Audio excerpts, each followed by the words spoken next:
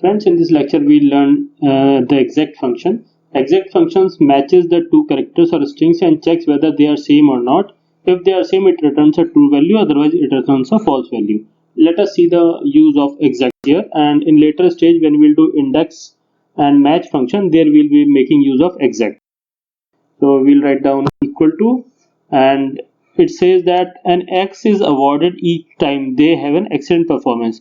So we have to find out how many times an X is awarded, and X is a capital X.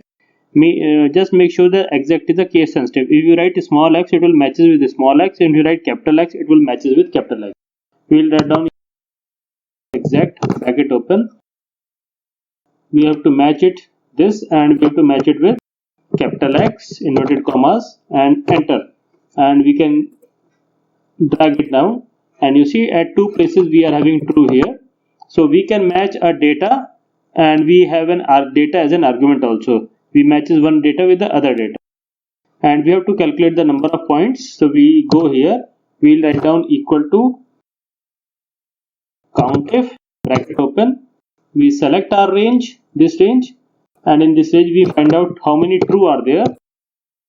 In inverted commas we can write down true, bracket close, and we will multiply it by 20 as each x carries 20. We will do it. So total 40 points are there. Because we knew here, you can see here the true, these two are there. Only two values are there. Now we will do another example of exact match. Here what we say is, we have to compare these two values and find out if they are same, because they are randomly given, and if they are same, it will return a true value, and we have to find out how many times these values are same.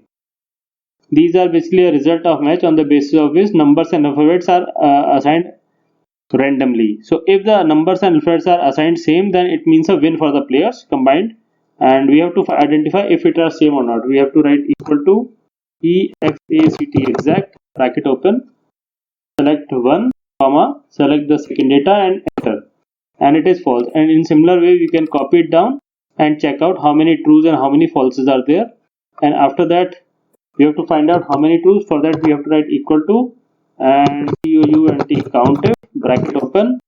We will select our whole range, shift control down, it will select the whole range. With the help of mouse we will go up, we will close our bracket and multiply it by 20 here only itself, or we can do it in the okay, counter. We finished counting. We have to find out true. Now it is complete. So total points are 240. If you don't want to find total points, only the number, then we have to delete this 20, and there are 12 times the alphabets are same.